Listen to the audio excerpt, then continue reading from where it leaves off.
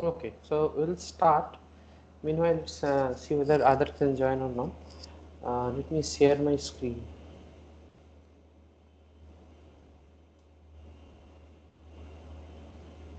You can see my screen, right?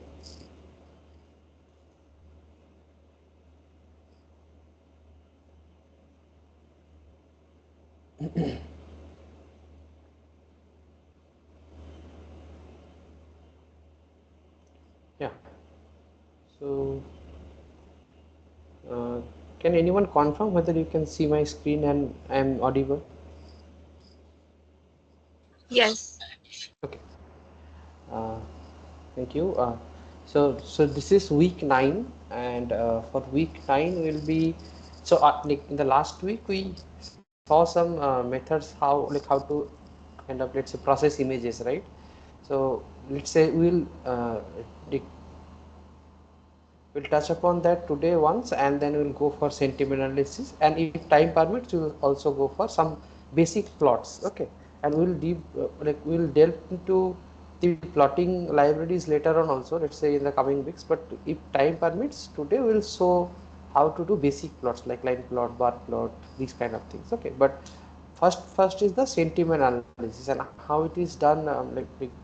So we'll give you some. So I'll give you some basic background on exactly what do you mean by sentiment analysis, where it is used in real life, and how currently we are like what is, let's say, the brute force approach, and how currently it is being done by let's say organizations which are using sentiment analysis for their use case. Okay, so so let's start with image processing. I guess you have already seen these sites like in the previous week, right?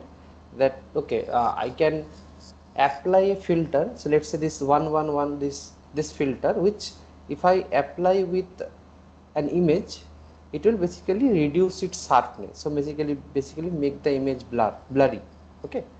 Similarly, I can have many filters. For example, Sobel filter, right? Sobel filter, yeah, this one, it gives me edges. So Sobel filters are actually of two types: x directional Sobel filter and y directional Sobel filter. Okay, so in x directional Sobel filter you will get all the edges from like from 0 to going forward in x direction. However, in y directional Sobel filter you will get the like respective edges in the y direction, similar to this. For example, this is one edge detection example, that okay, I have an image, I only want to detect the edges, I can apply a Sobel filter, and see, these are the Sobel filters.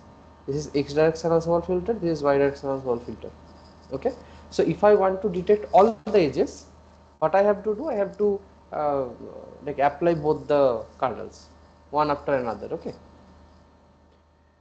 okay, and basically I have to apply them separately over the images and then kind of merge them, right? Because after I apply x direction, if I apply y directional again, right, it already like, removes all the y directional edges, so nothing will be captured, right?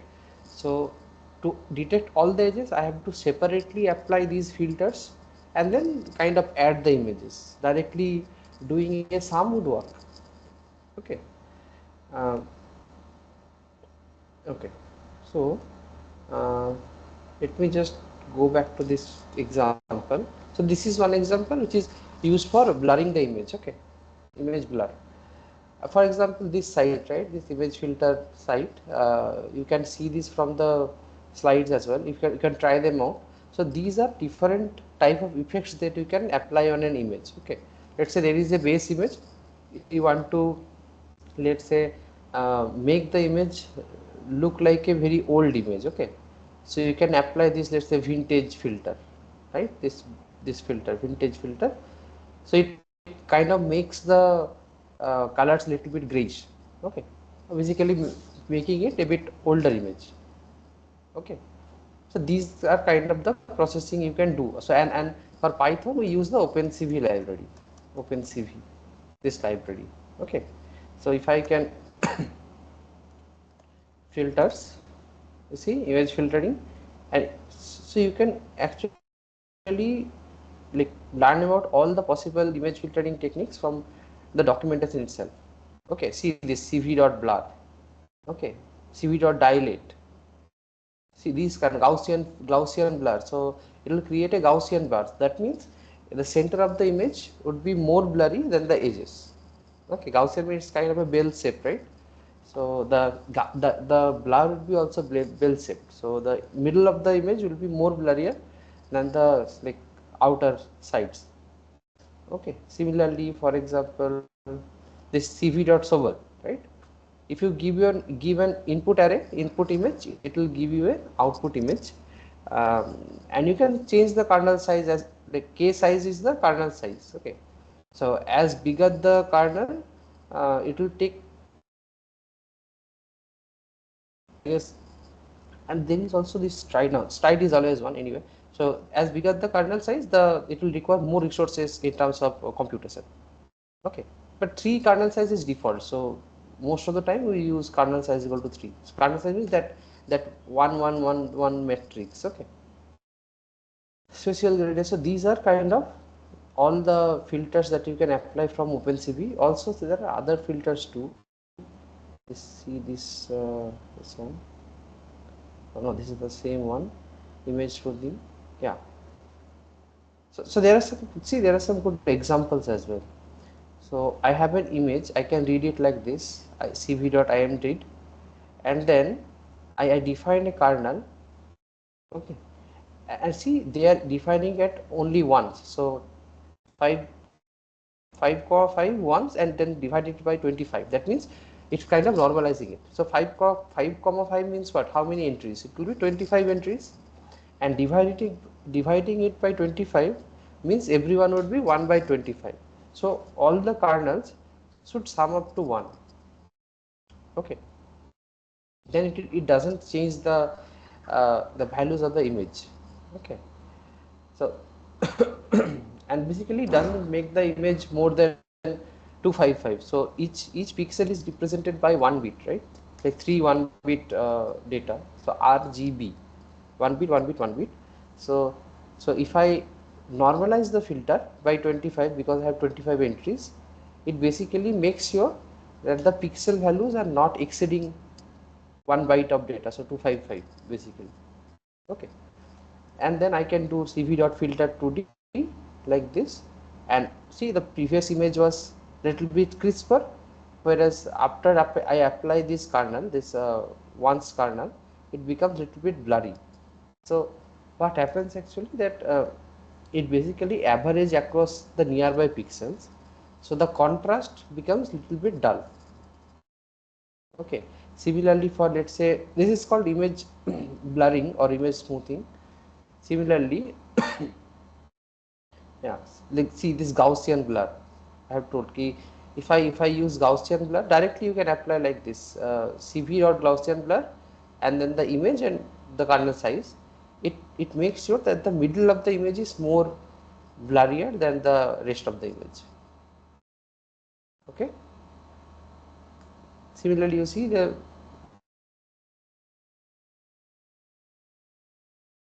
median blur, something like this.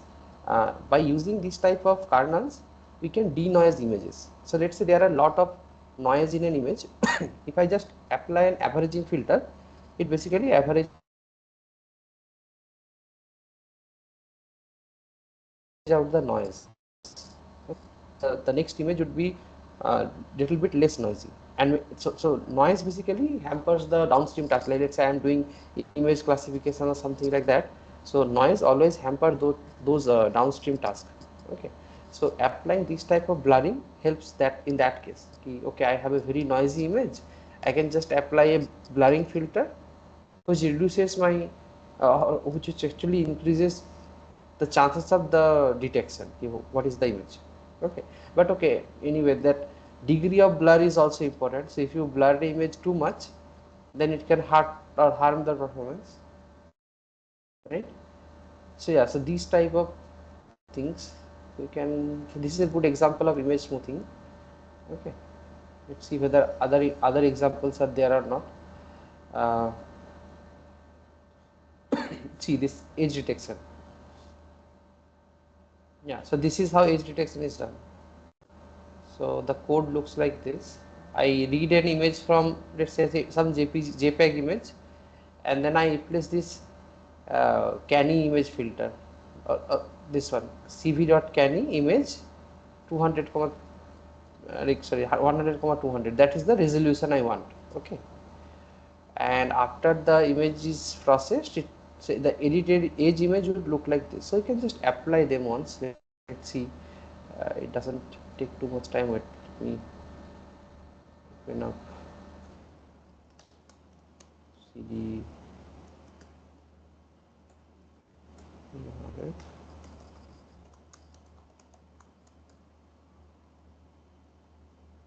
Okay, so I have my images in resources, right?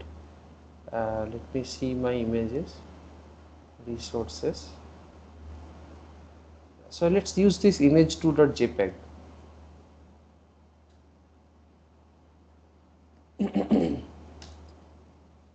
This is week 9. I can share you this documentation. It's very helpful. So yeah, we can just add it here.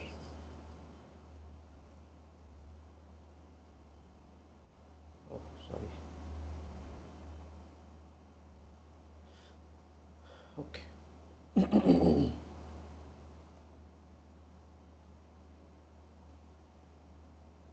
What I can do, I can just copy this.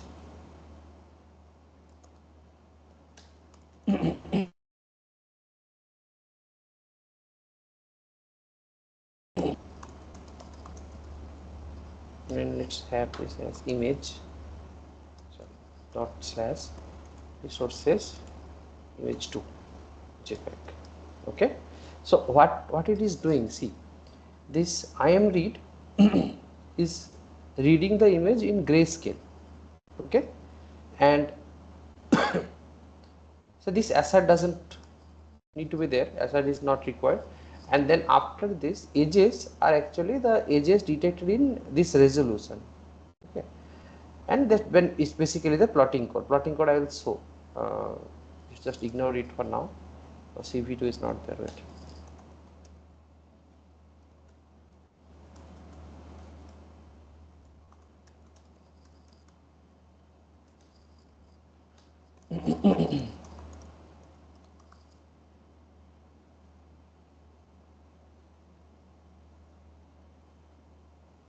Yeah. So this is how I should install it.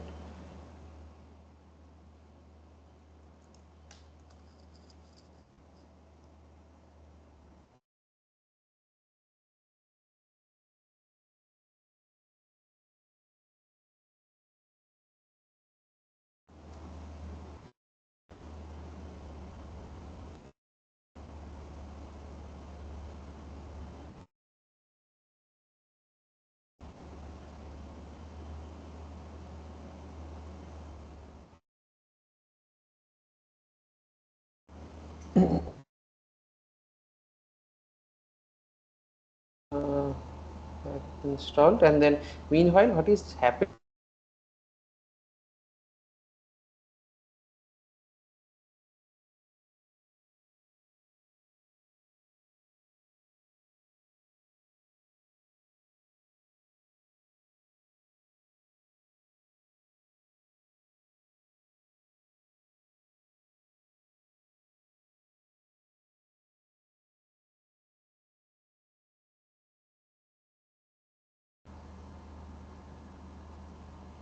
Wait, you can see my screen now. Hello. Yes, sir. Okay. So some network switches happened, I guess. My network just switched from one Wi-Fi to another. That's why it just disrupted it.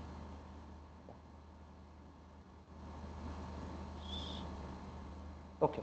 So what is happening is we are detecting all the edges. Let's see whether our package is installed. Let's do it again.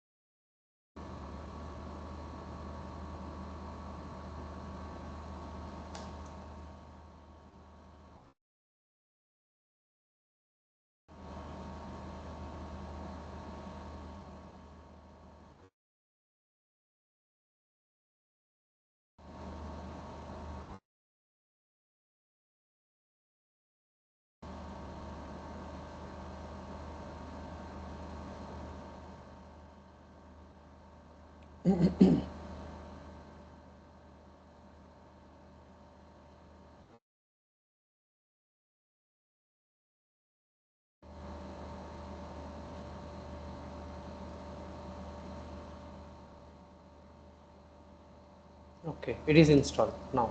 Now I can run this.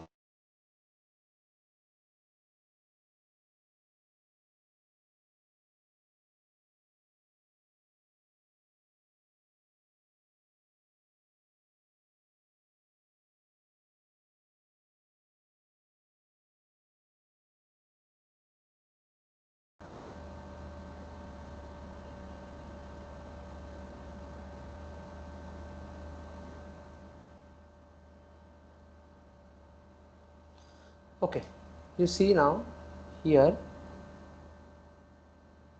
or let's just increase the size of the image. Wait. Uh,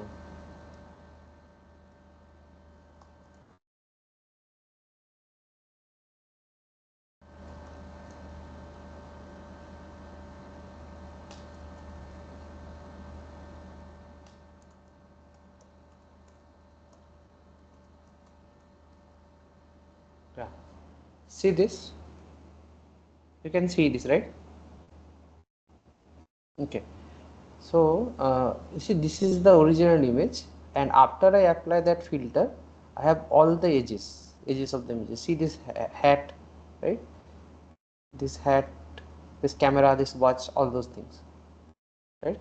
Okay. Similarly, if I went for that image, right? This image, main after. Okay, let's just open that and export it as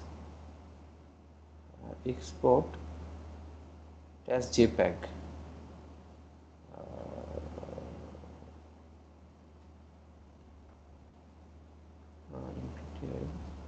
Resources, image. Now instead of image I just read image. What happened?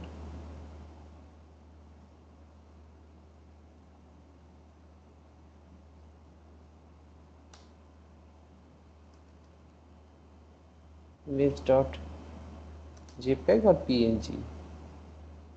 Image dot jpeg.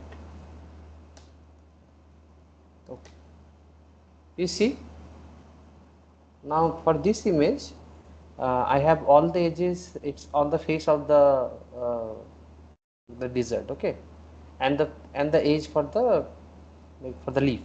That's it. Other things they are like they are too blurry to detect edges. Okay. Now similarly you can go here and let's say I want to detect all the, like let's say I want to see the histogram of the color. Okay. So this is actually shown here also. I can open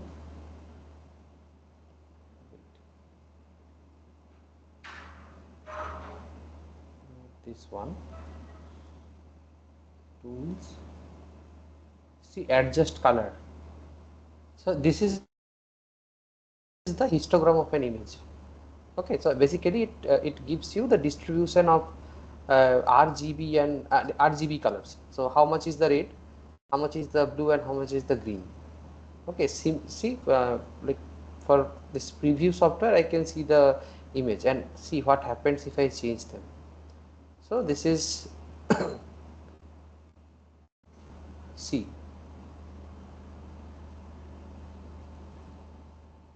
you see, so if I change the distribution of the colors, it basically like either let's say soften the images or make it more darker, right, more crisper, like this. Okay, so if I let's say the change the, see this is the lower bound, if I change the lower bound, see it becomes more darker, right, and if I let's say change the upper bound, it becomes more lighter. So same things you can directly do in the Python software. Okay. Okay. So by doing all those things, like where it is being used actually, so it's actually used in uh, like augmenting images. Okay, for example, um, so let's say I want to classify cat and dogs. Okay, so I have let's say 10 images of cats and 10 images of dogs.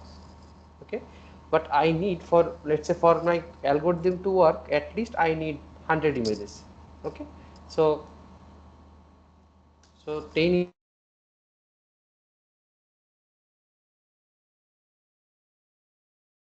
right, and I need dog images to be able to data, then I can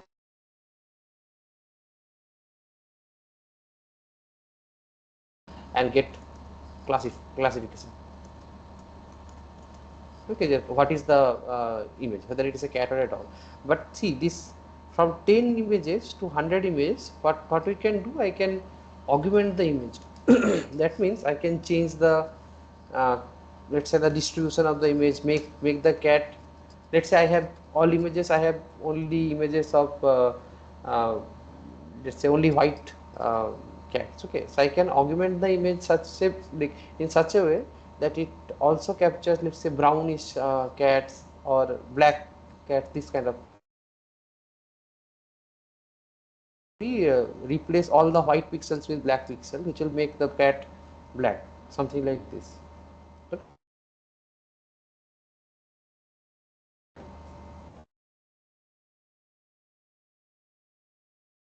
Cat black. What we can resemble somewhat of, let's say, grayish cats or brownish cats. Okay, so what we do, we augment the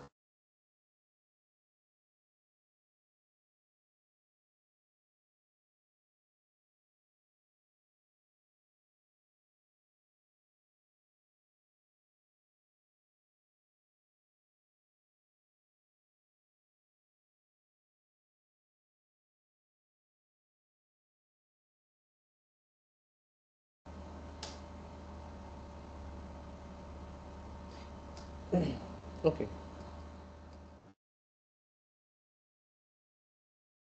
Listen.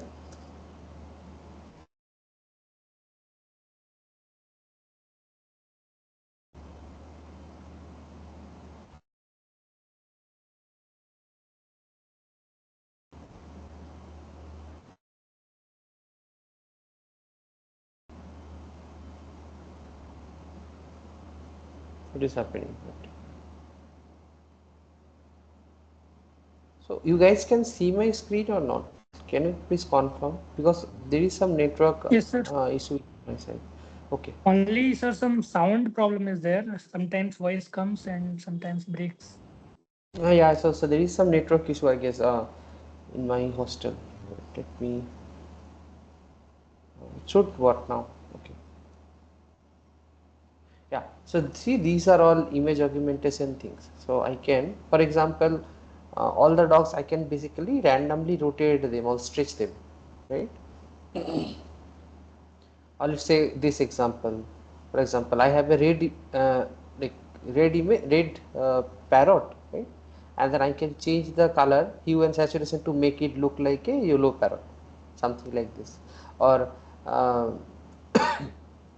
or let's say make the image a little bit blurry, that resembles that my camera was not properly focused. So even if some user which is, let's say, using my application to find whether it's a parrot or not, even if its camera is little bit less focused, then also it can detect it's a parrot. Okay, so these type of augmentations are done from OpenCV. Okay, for example, see this. These are some example of a good augmentations, right? So see, this red parrot is kind of resembles like this orange parrot, uh, this black parrot as well as this green parrot, right? We just changing its hue, color, and other distributions. Okay, for example, this one, see, so it is basically resembles whether I can, let's say, do a very close up shot or very far, like whether I am recording a dog from far behind it, or right, these kind of things, or whether I can recording it in a cloudy weather. These type of images would be generated from the same image. Okay, for example, yeah, let's see this. Yeah, here you see. So I can generate all these type of different replicas of the same image, which I can use then for my downstream application task. Okay? So image augmentations, for example, I can flip the image, right? I can randomly flip the image, zoom the image, crop the image, let's say change uh, its color, right, and make it blurry, something like this. So all those things. So for 10 for, let's say, to make 10 images to 100 image, how many augmentations I need to apply for each image? At 10, right? So if I apply 10 augmentation for each image, it will give me 10 times 10, that means 100 images. So for example, if I apply this type of 10 images, so this 100 would be replaced by 10 times 10, 10 times 10, and then I can do any classification task, something like this. Okay. Okay. So this is what image like image processing means exactly. And you can actually, so yeah, so this is a very good like area where you can just search and see. I am just putting that in the chat as well. So it is a very good tutorial on all the possible image augmentations or image processing you can do with OpenCV. Okay. Okay, so let's switch to sentiment analysis now. Okay, so sentiment analysis is actually understanding whether a person is having a positive experience or having a negative experience. Okay, for example, if I buy a product online, okay, then based on the, let's say, based on the packaging of the product, or whether it is useful, or whether the battery life, let's say I'm buying a phone, right, whether its battery life is good. Based on these things, what users usually do, they provide a star rating. Okay, it's a 4-star product, or let's say 4.5-star product, and then they also write a comment, right? Okay, I, even if let's say the display is very good, I didn't like the let's say the front camera. Okay, so these type of comments they put usually, uh, like whoever use online shopping, they put these type of comments on the product review, right? So okay, even if the, let's say, the 5-star rating that the person has given, that's a very good indicator that whether the person are satisfied with the device or not, right?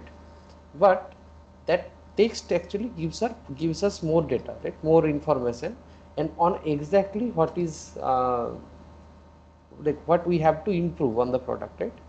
So all the let's say all the manufacturing companies, phones, tablet, laptop, all the manufacturing companies, they actually observe these type of comments. Okay, and from that they analyze which things they have to improve on the next iteration. Okay, for example, let's just go to Amazon and see. Okay, any product, let's say for example this bag, right? Yes. So it's a, see, 100% of the people has given it as a 5-star. Okay, let's see the reviews. Oh wait, where are the reviews?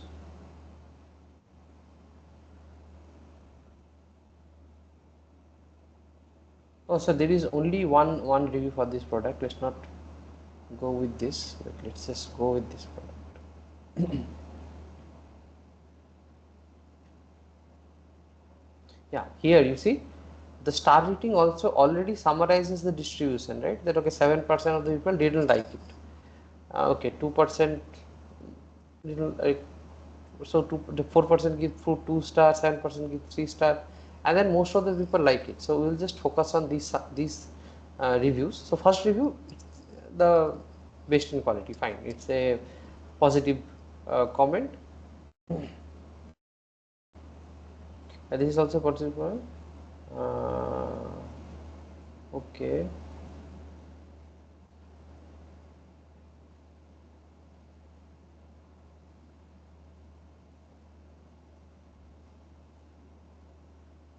Uh, uh, uh.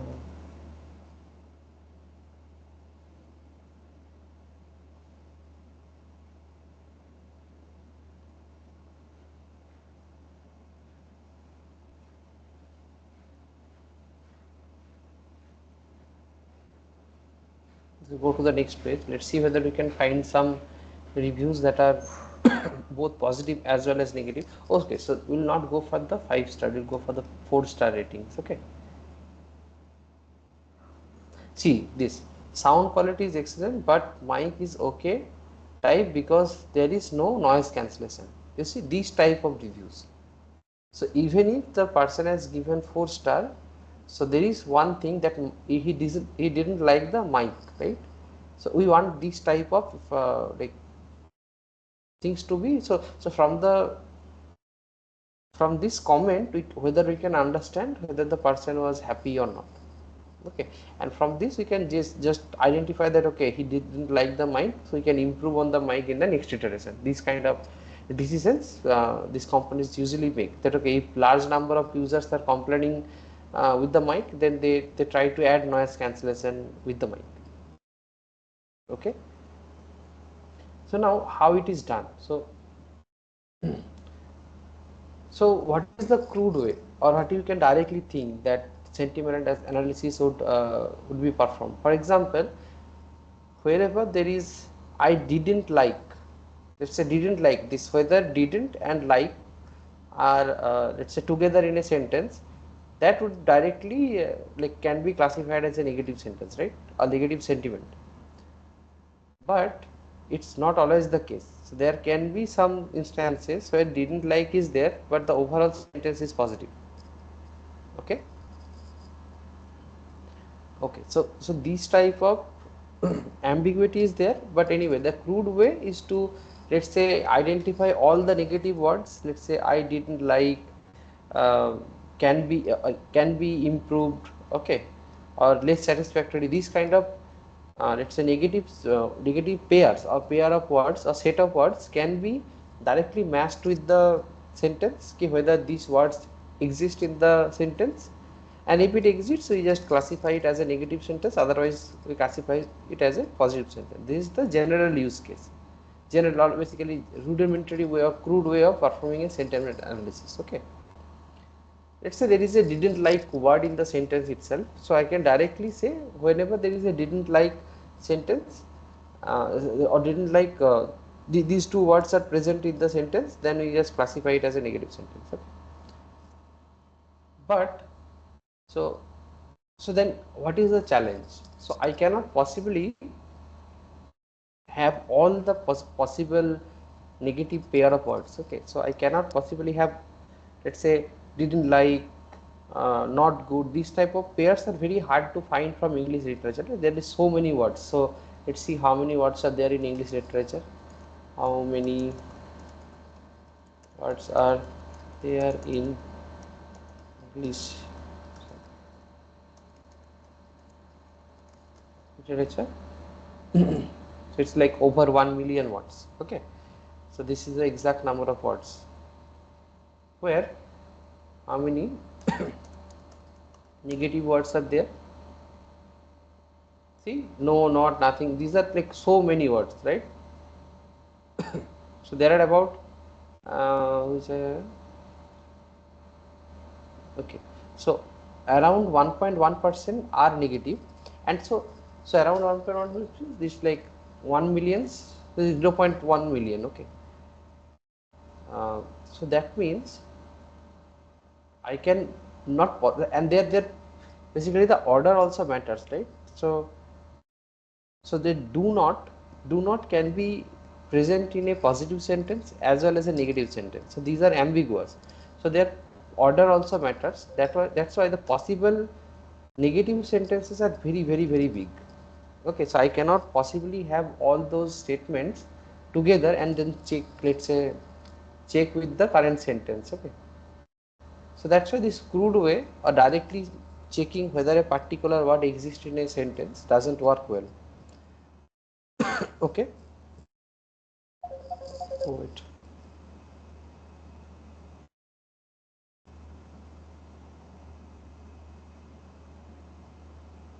Silent. Okay, so this crude way doesn't work. So what is the way out is we just use a function approximator. So what is a function approximator?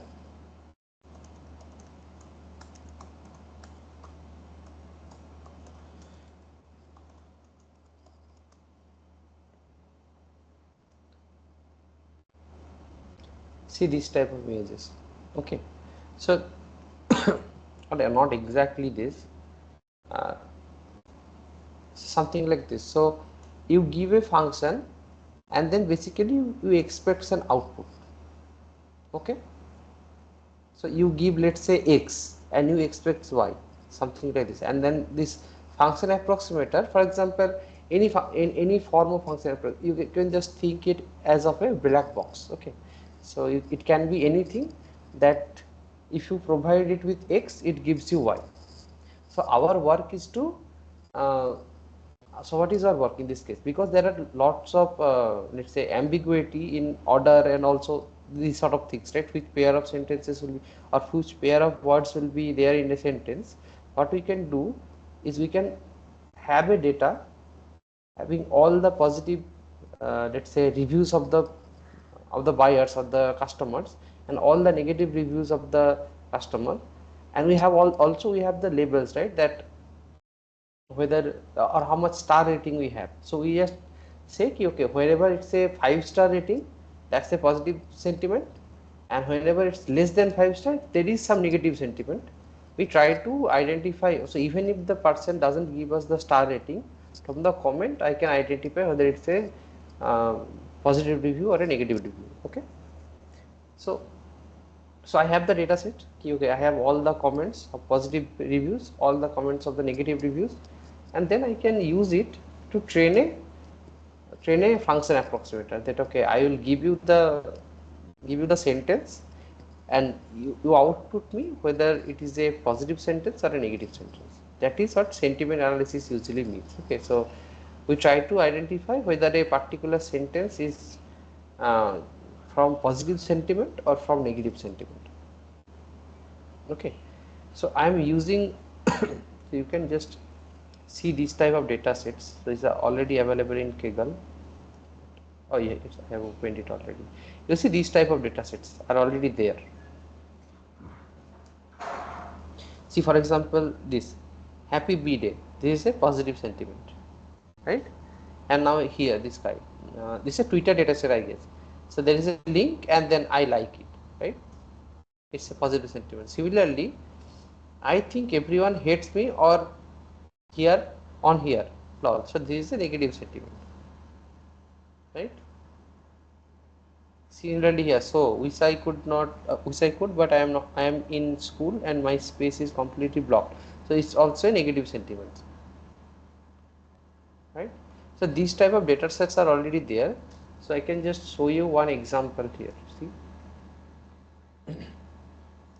sentiment analysis, and let's just ignore the CNN for now.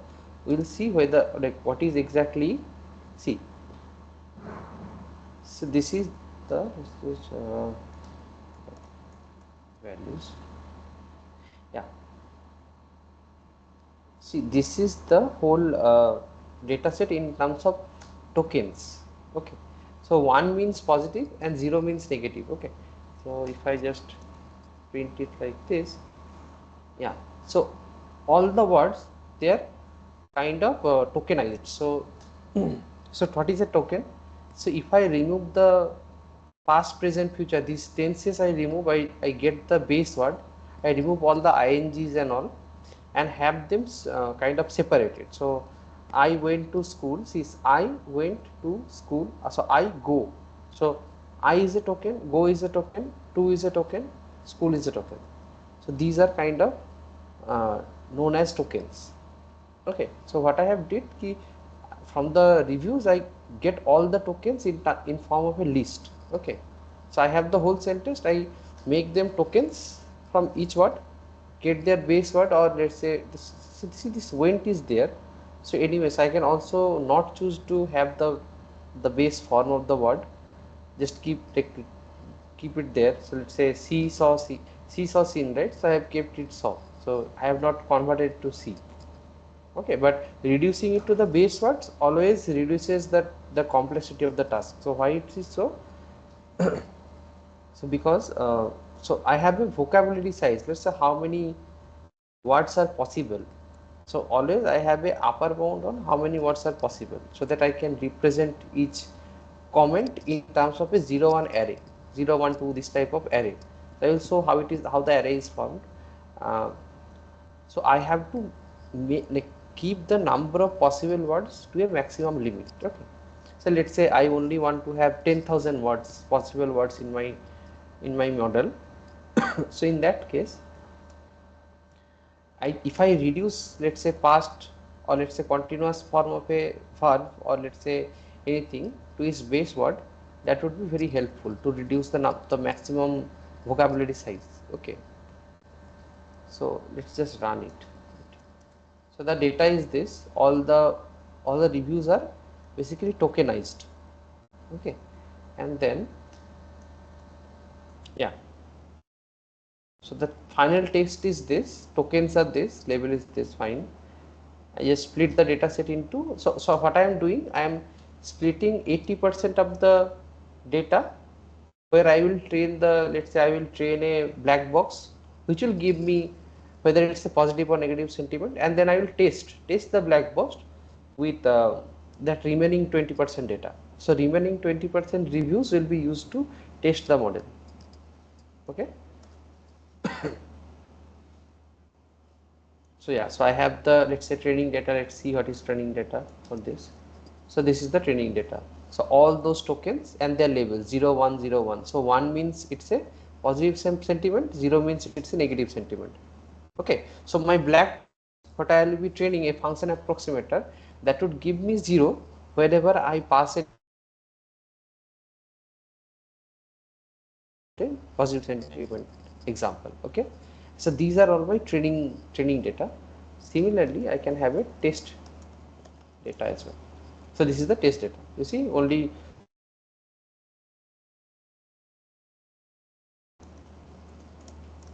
so for the training data, I have 40,000 examples, 40,000 reviews. Okay, and for the test data, I have only 1,000 reviews. You see, so these reviews, the function approximator will see, and that at the test site, like test case. Okay, say for example, what you code in your assignments, right? That there are some test cases that are already there in the, like, before you basically submit the program, and after you submit the program there are some hidden test cases. So these are, this data test is actually hidden test cases. Okay, so I will expose the model with the training reviews and try to test whether it performs well on a test review or unknown review. Okay, now so these are some steps that basically makes it like this. Let me just show training data.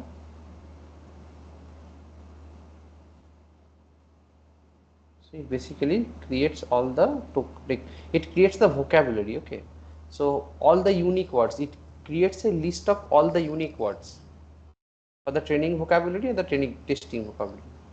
Okay, and it basically creates the superset, like superset of those things, like not superset. Uh,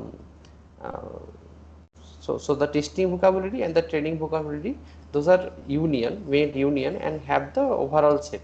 That's the overall vocabulary we have. Okay, and each word, let's say I have a specific index in that vocabulary. For example, I can be placed in, let's say, the 102 number index. Okay, you can see actually training vocabulary what it exactly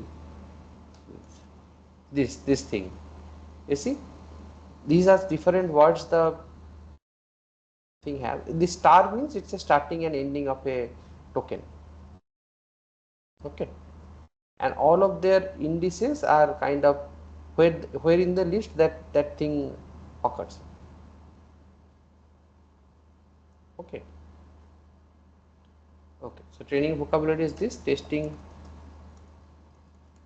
vocab is similar thing. This one is the test vocab. Okay, so every word has a particular index in that vocabulary. Okay, now this part is the function approach, or this is actually what I'll say what it is doing. It's actually like reformatting the data. So for my model to work, so for my black box to work. Okay, so you cannot process text data, right? We have to process numerical data, right? So what it is doing, train data.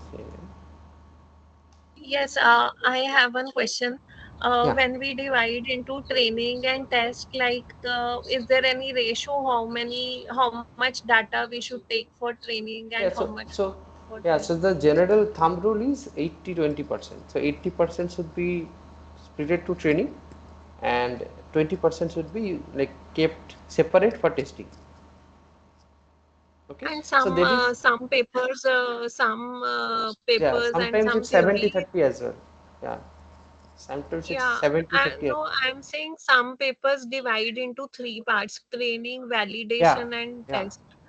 yeah. So, So there is a logic for that also. See, um, so the logic for training, validation, and test is training is directly exposed to the model. Okay, validation is exposed to us. So we also work as optimizers, right? So we also optimize our model based on the testing results we are seeing, right? So if I, let's say, if I optimize my model based on the testing results, that means what? I am acting as an external optimizer. Okay, so that means what? That means that my model is not entirely unknown of the testing set. I am I am optimizing my model based on the testing results, right? So that's why to remove this bias, this is called a bias from user's perspective, right? So user are kind of optimizing the model, kind of, let's say, changing the number of layers, right? Seeing the testing results, right? So to to make this go away, so make this bias go away, what we do, we split the data into three sets: training, validation, and testing. So validation is used for the that reconfiguration part, that okay, I train, I test with the validation set and try to optimize my model until I get a best performance on the validation set. Okay, so that means Yeah, what, so that means if suppose we are having 100 data values, and Mhm. as per the 80-20 rule, we were going to divide 80 for training and 20 for test. So what will be the validation here? Yeah, Like, so validation would be, let's say, 10% of the training set. So I divide uh, 80 20 first training testing, and then also keep 10% from the training set as a validation. So my overall set would be what, 10% of 80 is what, 8, right? So it will be 72 8 20, something like this. Okay. okay, so we take validation from training set itself. Yeah, you can think of it as a, we didn't actually reduce the testing set too much. Okay, so 100 is very kind of small number, right? So usually the data sets ranges from 10,000 to 20,000 to 1 lakh examples, right? So what we do, we, let's say, keep 70,000 examples in train, 10,000 examples in validation, and remaining 20,000 examples as testing. Okay. Okay, okay, Yeah, yeah. but I guess so until you are so not too much optimizing based on the testing set performance, right? So you can always go with only training and testing set. Okay, so when the data is less, like going with a validation set doesn't actually improve the model performance. Like sometimes it hurts the model performance because you are basically like reducing the testing set, right? Reducing the training set. So when the data is less, you can just go with the training and testing two sets. But when the data is, let's Okay, say, very big, right? Let's say you have training on ImageNet, or you are training on a big data set, then going with three sets makes sense. okay. Okay. Thank you. Okay. So currently what we are doing, after I have the vocabulary and also the these words, right? These tokens. I have the vocabulary, that means all the words have a specific index in that vocabulary. Okay. So what this is doing, so each row is actually representing a review. Okay. For example, this 0. This actually represents a review. Okay, and this 000, this is actually a pad. So let's say my review has only uh, let's say my review has only how many sentences are there. So I can just check it. Wait, let's greater than 0 dot sum. Okay, so there are 61 words, that is not 0. Okay, so these are actually indexes of that words in the vocabulary. Okay, 000, that means there is no word, and then these are the indices. So 134 means what? Let me see. Training vocabulary 134. So it means spoiler. You see. So that means in this word means it's a spoiler. So the word was spoiler. Okay, fine. So that means for each entry in data, this is a complete review, and the words are replaced with the indices of those overall number of words. Okay. For example, the 711, what is the corresponding word? Training vocab. So it is grant. See, it's grant. There is some forward bracket to it, so you can always optimize the tokenization and reduce these type of errors. So you can remove all the brackets and all. Okay, anyway, when I made the tokenization, I forgot to remove this type of thing. So if in your case, you can just directly reduce or kind of directly remove all the brackets and all. Okay. That would reduce the vocabulary size significantly. Anyway, so so these are how many? Let's see how many data points we have. Okay, 40,000 training examples, and each sentence is represented as a 500 size array, right? Of that what in the vocabulary. Okay, so now my reviews are in not in textual format, in numeric format, right? Now that thing I can use to train a model. So just don't like worry about the model for now. I guess it's a, think of it as a black box. Okay, you give it as a sentence that is represented in numerical format, and it gives me an output of 0 and 1. 0 means it's a uh, let's say it's a 0 means it's a negative sentiment, 1 means it's a positive sentiment. Okay, and now what happens is we train that black box over and over with that data that okay, this sentence means 0, this sentence means 1. These kind of examples, 40,000 example we have, we train the model, let's say for 2 epochs. We just train it with 2 epochs, let's say. 2 epochs means we basically loop through all the examples for 2 times. 40,000 examples for 2 trains.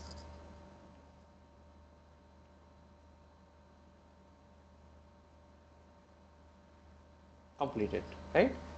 Now let's test. Now testing data, we have all the 10,000 examples that are not given in the training data, right? So we did the black box didn't know beforehand about all the testing reviews. Okay, let's see whether it can, how much accuracy we have for that case.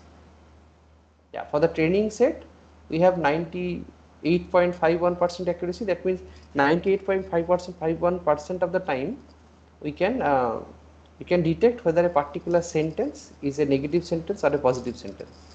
Okay, and for the testing accuracy testing set we can see that okay, 89.32% of the time we can detect whether or almost 90%, right? Almost 90% of the time we can detect whether a particular sentence or whether an unknown particular sentence is a positive sentence or a negative sentence. Okay, so let's see. But we can also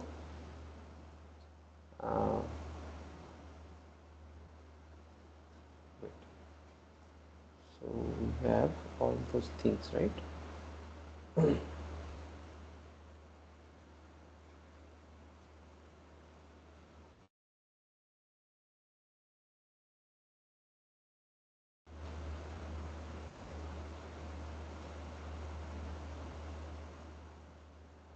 Tokenizer,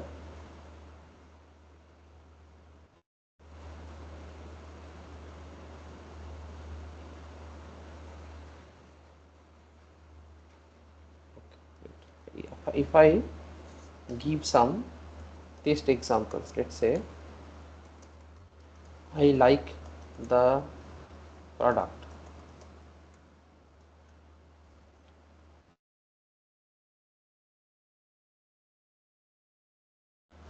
let's go with I do not have a pen. I want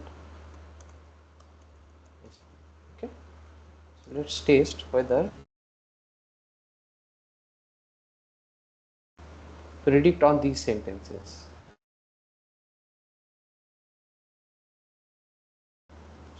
So this is my testing.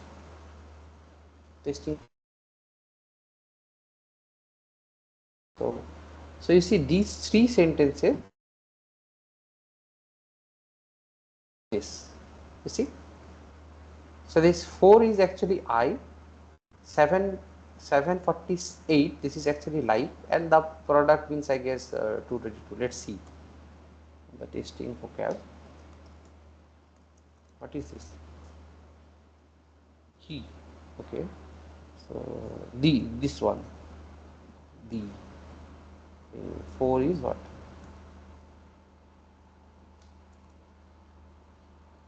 Anyway, we'll see. 4 is that means I guess I. Okay, tokenization thing.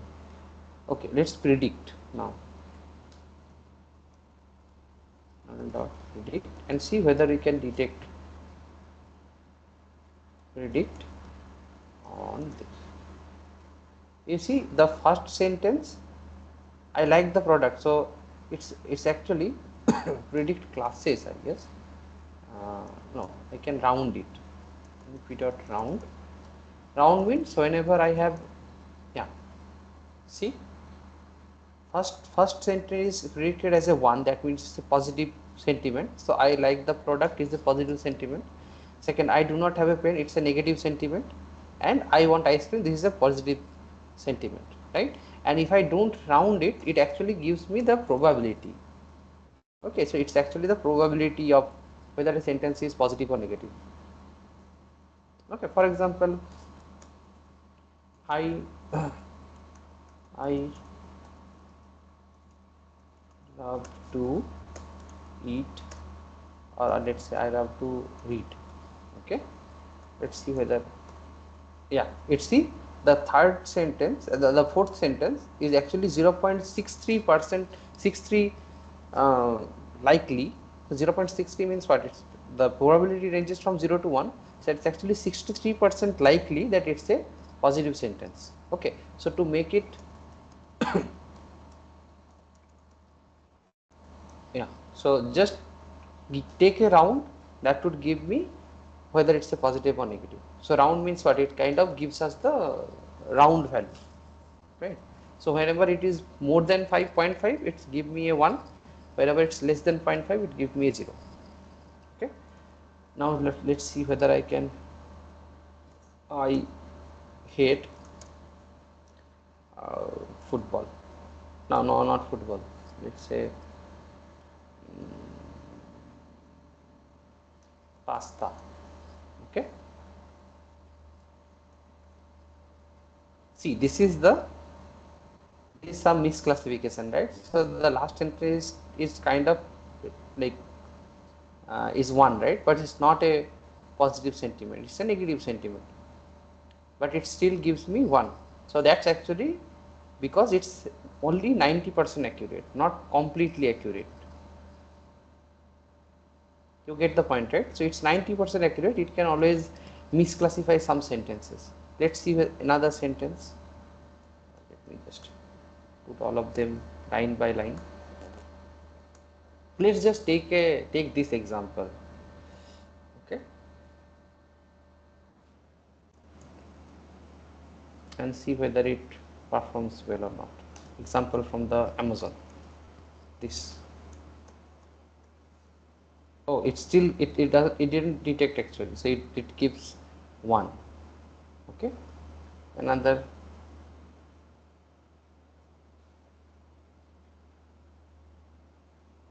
So it also depends on what is the vocabulary size. So let's say some words are not present in the vocabulary, they will be replaced by like let's say no word token. Okay,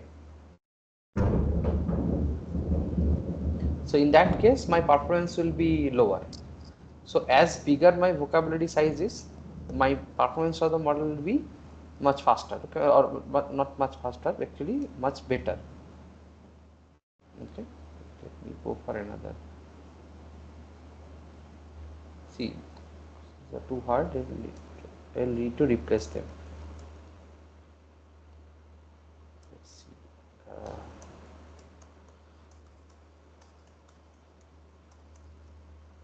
Yeah. I will need to replace them. Oh, see, so this is a negative sentiment and it gives me 0. So it actually, so for 1, 2, 3, 4, 5, 6, 7 example, it actually gives me error for, or actually wrong predictions for 2 examples, right? Yeah. So that means the model is 90% accurate. That's why it can give me wrong sentiment prediction, or wrong sentiment analysis for 10% of the queries. Okay. For example, let's go for another. I am happy.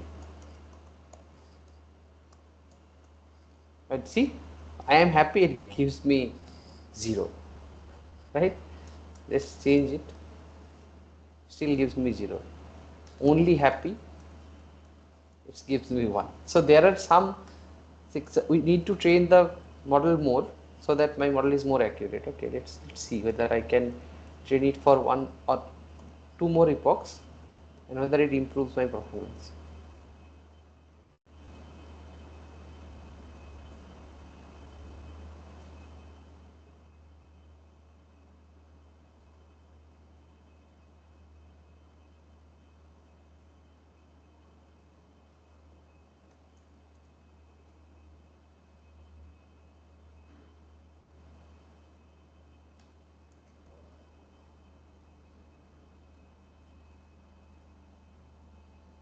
No. So it actually reduces my performance.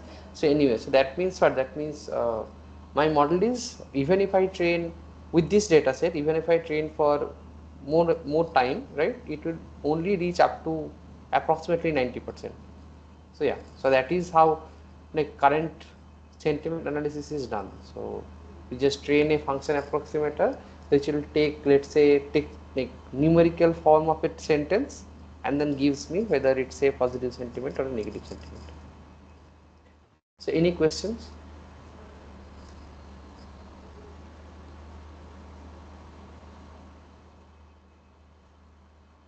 No. Okay. Okay, so I'll share this code base with you. Okay. So if you want to try out like running this code and all, you can just see. Okay.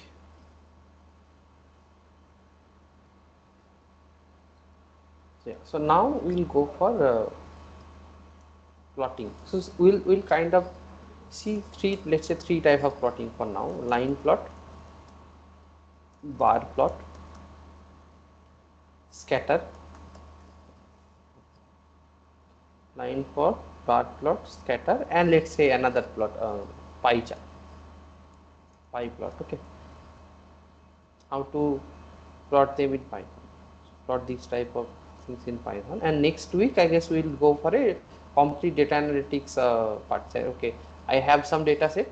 I can like plot different type of like let's say these type of charts on that data and kind of have a overall understanding of the data. Okay, let's see how we can do this type of plots for now. Okay.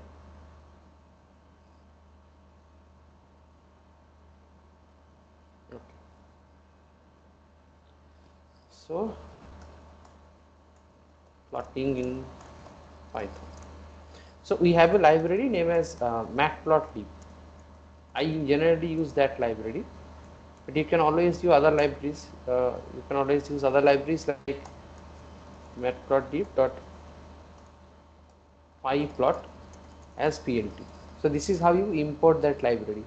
Matplotlib.pyplot. This is a like sub module of that matplotlib library, and you import the whole library as a kind of what this is kind of an acronym. Okay, so PLT, if you can access the whole PLT module with this PLT thing, PLT name that you have defined here as. Okay, so you basically rename the whole import as a PLT. So I can have PLY as well, and now in that case PLY would be my so just like I can assign a variable name to a particular library. Okay, so I usually name it as PLT dot. Now if I just do tab, you see these are the functions I can do. Okay, now for line plot, let's just have some data first. Okay, or so pie chart, bar chart, uh, scatter. So I can use the diabetes dataset, or diabetes dataset would work. So diabetes, the spelling is wrong. Dataset Kaggle.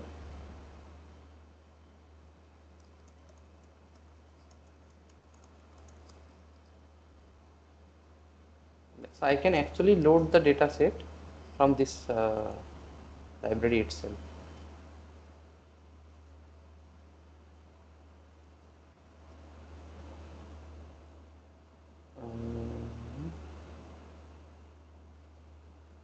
Let me just download it. Wait, it will be more effective.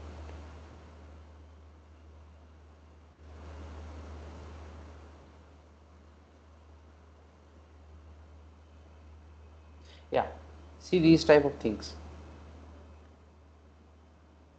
So the first column of the data sheet actually number of pregnancies that the patient have. So how many number of times the patient was pregnant. Then this their glucose level, their blood pressure, their skin thickness, insulin level, BMI. So and then diabetes and pre-diabetic patient. So some value that represent their diabetes scale, their age and their like outcome, whether that patient has a has diabetes or not. That's the whole data set. Okay, so I can just download it.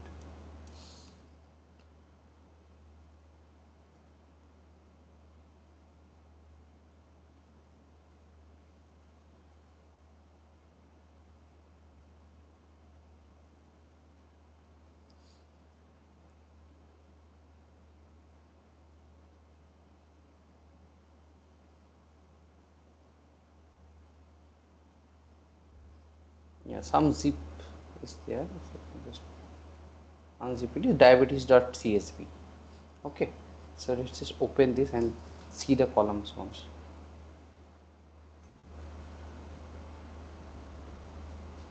Yeah.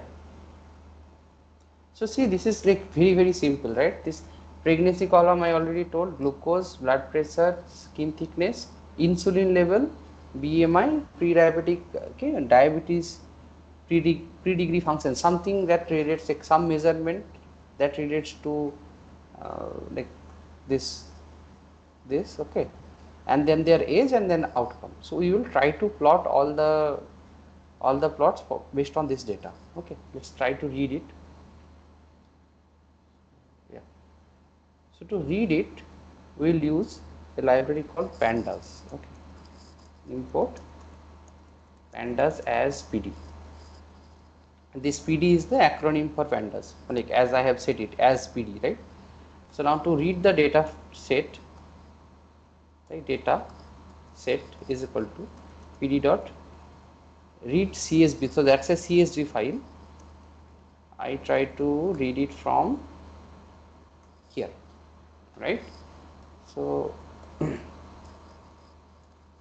you see this is my data set in Python, right? So all those columns and then their outcome. So first, so what are the plots that I want to do on this? Line plot, bar plot, scatter, and pie chart. So let's just go with pie chart first. So what we will show, how much of the patients have diabetes and how much of the patients don't have diabetes. So 1 means it's diabetic and 0 means it's not diabetic. Okay, so to have the data, what we can do, we can get the outcome column. So this is how you access the outcome column. Outcome. Okay, it gives you all, sorry, maybe O is capital. O. So this is the outcome column of the data. Now if I do value counts,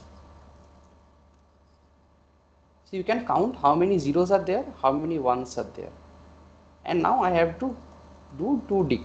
So that means it will give me a dictionary. So you see, to plot the pie chart, I only need a dictionary of 0 and all the possible let's say labels and how many number of counts we have.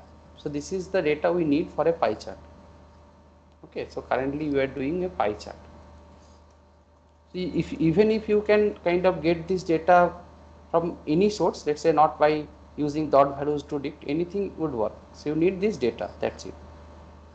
Okay, okay. Now pie data is equal to this. Now how to plot a pie chart? Plt dot pie, and here in X you can give the data. x is equal to pi data. Wait, what is the error?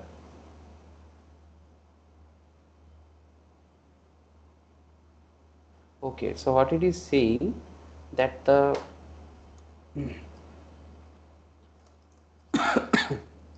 these things should be strings. Okay, so what we can say, we can just we have the data, so we know that 0 means it's not diabetic. I guess the spelling is wrong. Yeah, spelling is correct, fine. And 1 means it's diabetic. So we need the data in form of this. What is saying? Float argument must be a string. Oh, sorry.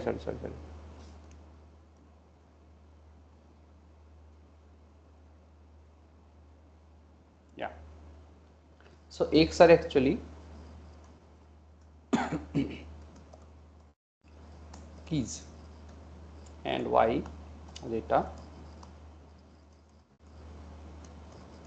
values. What is happening? Could not convert string to float.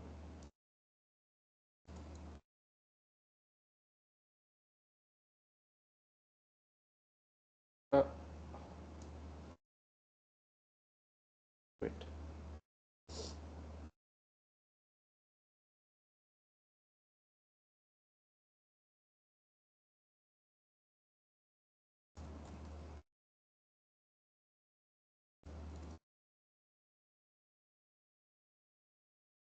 Wait, let me just see.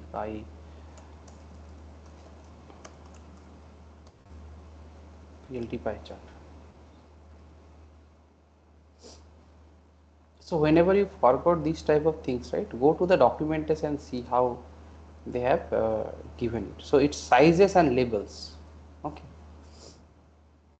So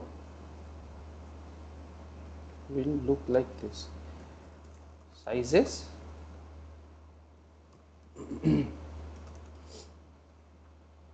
is equal to this dot values, right? And labels are data dot keys.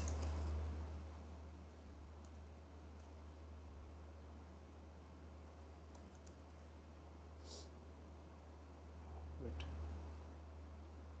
Oh, not sizes, so x actually.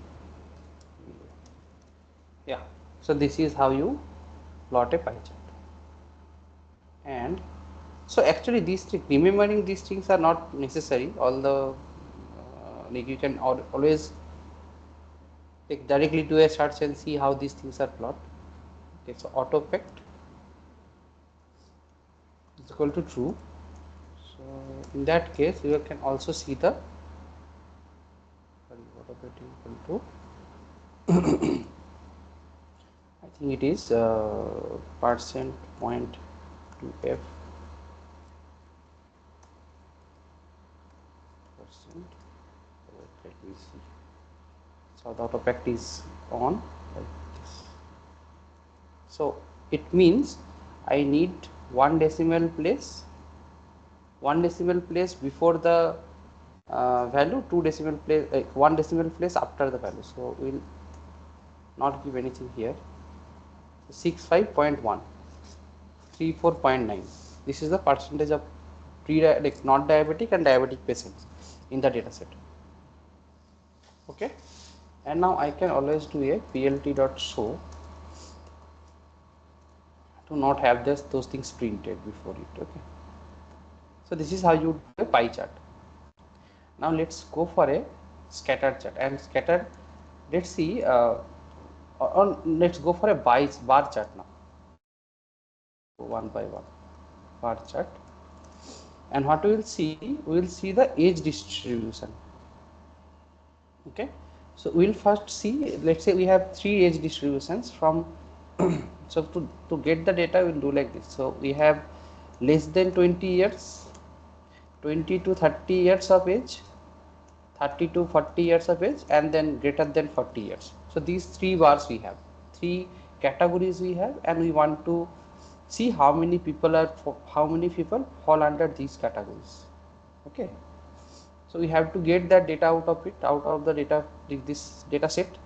So how we can get it? Data set, and then let's get the age column. So this is the age column, right?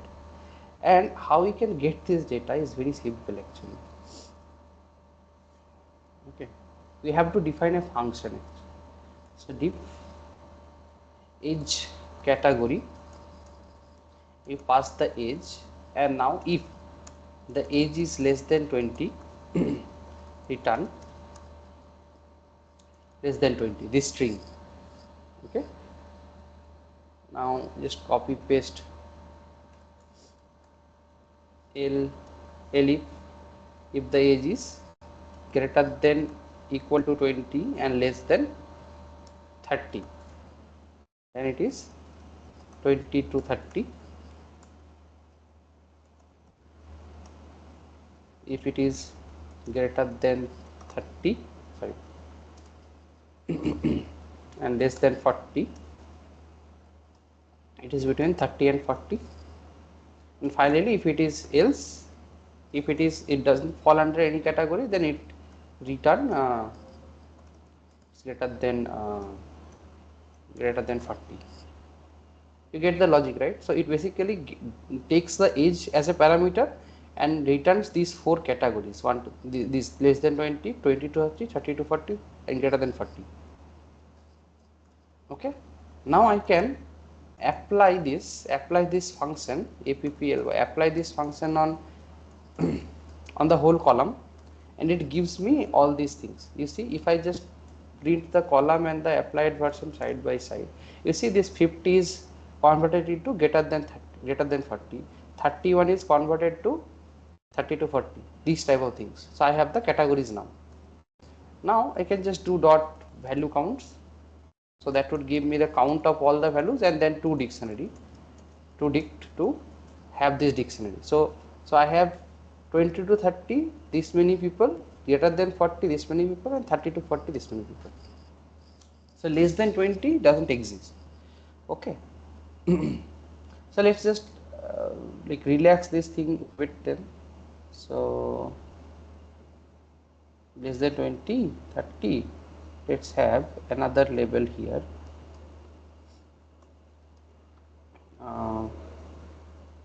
40 to 50 gives me 40 to 50. Okay, else greater than 50. Oh, sorry. Yeah, greater than 50. Now if I do it, you see, greater than 50 are 89 people. So now I can always, so my categories now they change to 40 to 50, and the final category is greater than 50. So now I can always do a pie chart. See, you can always do a pie chart, and let's have this data as age data.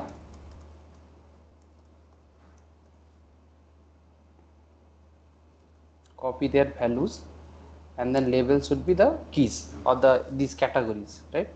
I can always do this. You see, so 51% people are from 20 to 30, only 11% people are from greater than 50, but these can be also represented as a bar chart. Okay, so how we can represent it? So plt dot bar, what it takes x and height. So x is basically the labels, okay, and then the height. So let's see x, how many bars we have? 1 2 3 4, right? So we can have it as 1 2 3 4, 3 are these are x values, and height is what? Pi data dot values, right? See, this is the bar, and the label should be, or you can actually have age data dot labels, I guess. Keys, yeah, these also work. So 20 to 30, 30 to 40, 40 to 50, greater than 50. This is the bar sizes, and you can cross check it with the data. See, 20 to 30, this is 396, so almost 400. This is 165. It's or yeah 165. This is how you do it. Okay. Okay. So bar chart you do you do like this. All the labels you put as x parameter, x is equal to, and then height will be the height of the bars. Similarly for pie chart it was uh, this, the values would be x and the labels are the actual labels, keys, this 20, 30, all those things. Okay. Now bar chart is done. Now let's say go for a line chart.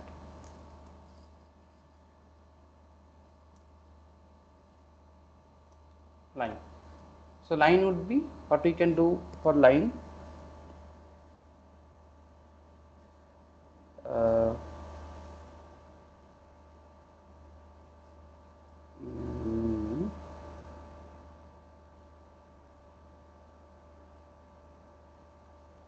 so for line chart we can do, so line chart is actually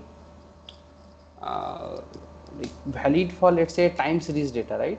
Or let's say how much current is getting drawn from your light bulb, this type of data. So whenever there is a x axis which is, let's say, time or something like that, a line chart is valid. But for this data, line chart is, so because all those data points are kind of uh, like independent of each other. So these are, this is 0 is the 0th patient data, 1 is the first patient data, these type of things. So they don't actually correlate with each other, right? So that's why line chart is not a good thing that you can do for this data. Okay, so line chart is only possible for a time series data. For example, let's go for a sinusoidal curve. Okay, so x is equal to, let's say, so I am creating an x. Let's import a library for creating x, numpy as np.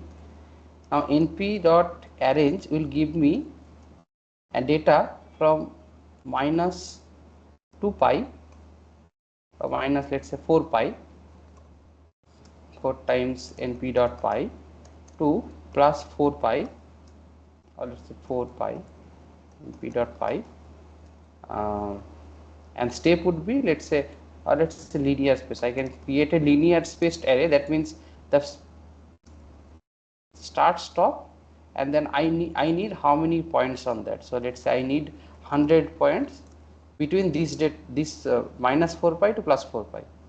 Okay, so these are 100 points between minus 4 pi to plus 4 pi. So this is x. Okay, and now sin x is equal to np dot sin x. So y is sin x. Okay, now I can plot like this, plt dot plot. This plt dot plot is actually line plot. Okay, now for the x I give x, for the y data I give y. Oh sorry, you just give x comma y, that's it.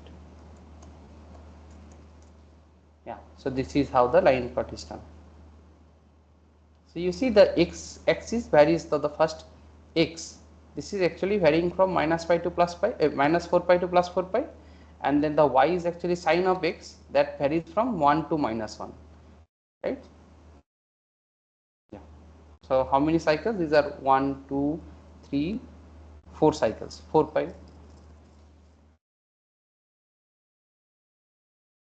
Okay, so this is how you do line plot.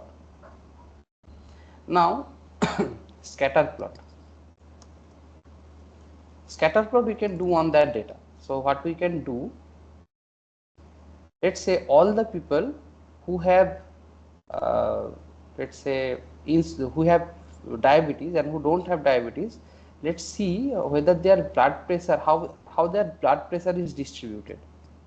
Okay, so we'll see data set next, how their blood pressure and uh, glucose level, these two are distributed. So we will plot scatter where the x axis is blood pressure, y axis is glucose.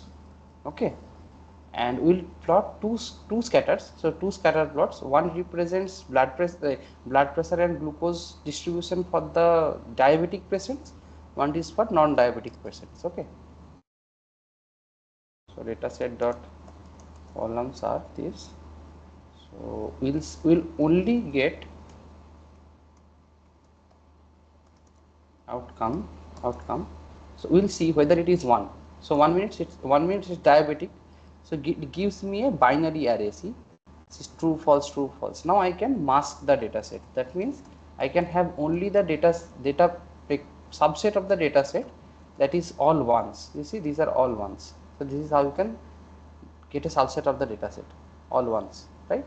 Now from this is what diabetes, DIEB, diabetes, and from that I can plot DIEB, and let's say blood pressure is the X and Y is what? Y is glucose. Okay. Now PLT dot scatter X is equal to blood pressure, Y is equal to glucose, and these are all for data, right? So this is basically a subset where all of them are diabetic, right? So this is the diabetic group, and I can give them color also, since color is equal to red, that means diabetic. Okay. Now get all the data which are not diabetic, so that means it's 0, no diabetic. Okay. Now no diabetic means all of the patients are not diabetic. Okay. Now I can have same set get take, just replace the data with non-diabetic patients, and I can have two blobs GRWN. Let's color the second non-diabetic scatter as green. Now I can see. So this green blob is actually non-diabetic patients, and the red blob is actually diabetic patients. Okay. So I can actually label them and have that. Yeah. Wait. I can also label them as diabetic ABATIC, and label this one as non-diabetic, and if I just do a plt.legend, it will give me a legend 2. You see this red dot means diabetic and green dot means non-diabetic patients. So this is how you do scatter plot. Okay, that's the syntaxes are very easy, right? You give X data, Y data, and then give the color, it will create a scatter. For example, for line plot, you give X and Y, it will create a line, right? These things. Now you can always give X labels and all those things. So for example, if I, and these are actually similar for all type of plots. So for example, if I want to name the X axis and Y axis, I would do something like this. plt.x label. X label is what? It's blood pressure, right? So let's just name it as blood pressure. plt.y label, it is what? It is glucose, right? Yeah. So just run it and see. Now the X and Y axis is also marked. Okay, this is blood pressure and this is glucose. Similarly, you can do same thing here also. This line chart. See, I can have it here like this. So X axis is what? Angle, right? Angle in radian. Sorry, radian. RAD, radian, and the y-axis is what? Y-axis is sin x. Sin x. Run it. See, this is the angle in radian, and this is the sin x value. Now, anyone has any questions? I guess someone just raised their hand. You can just like unmute and say.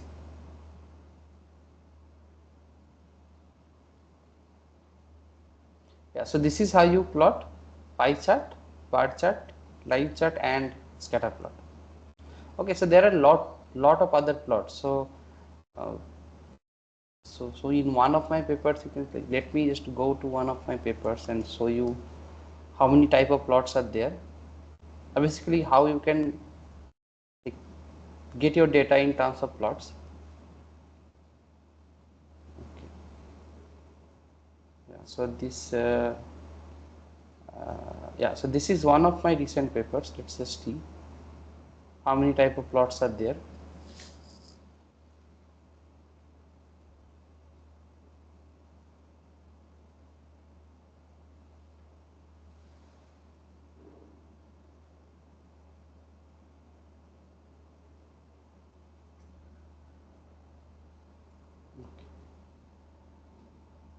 These are fine, these are normal images. Yeah, these are also images. Now these are, see, these are line plots, right? So these type of plots you can do, line plots, and it's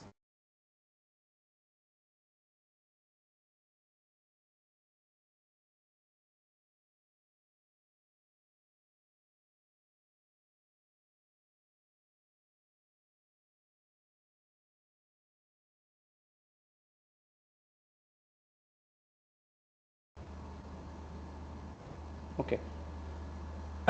So you guys can see my screen, right?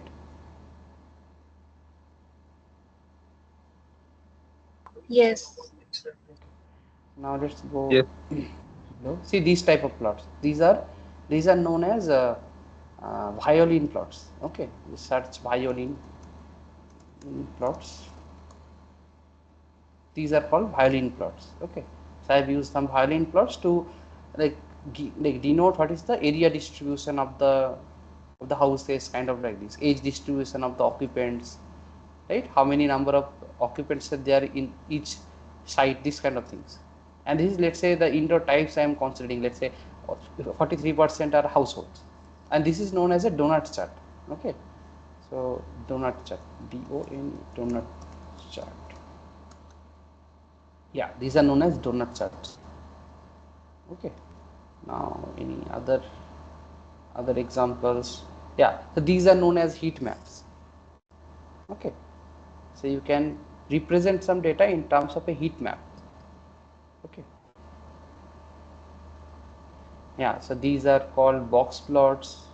Bar chart you already saw. So these are called stack bar charts. So you can compare, for example, the scatter plot, right? We compare two type of groups, that is diabetic and non-diabetic. But for this case, I have compared, okay, when the AC is off and when the window is, let's say, open, and when the AC is on and the window is closed, how much pollutants accumulate in both the scenarios. So you can see, okay, in the second case, when the AC is on and let's say the window is off, pollutants accumulate more. So these type of observations you can represent it in terms of graphs. Okay, so these are line plots, some more violin charts, right? This is bar chart. These are line plots, right? These are something else. So these are known as like the diffusion graphs. Okay, so from which portion of the room to which portion of the room the pollutants usually move. So this actually represents the diffusion, okay, over time. These type of things. And see, these are more line charts and like box plots together, right? Any other graph, I guess. Yeah, this is another bar chart. These some more donut charts, another bar charts. These type of things we usually do in some papers. Okay, any other paper I can show you? Wait, this is another paper.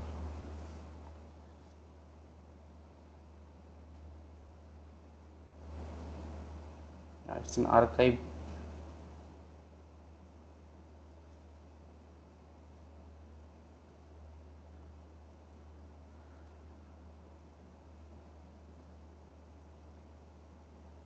Yeah, so these are figures, so you draw it with, like, let's say draw.io or something. Okay, but these are also figures. See these type of plots. These are line charts. You can directly see line charts, and then I have also annotated the portion where some event is happening. Okay, so these are called as annotating in a graph. So I can annotate a segment of the graph and name it something. Okay. Similarly, these are you see bar charts. Similar diffusion graphs and all, and later on also we have some graphs, I guess. So these are also line charts. These are also line charts. Right? These are heat maps. Okay, this is a box plot. See, box plot, and then there are some scatter points as well. These are some another donut charts. Okay, yeah, these are heat maps.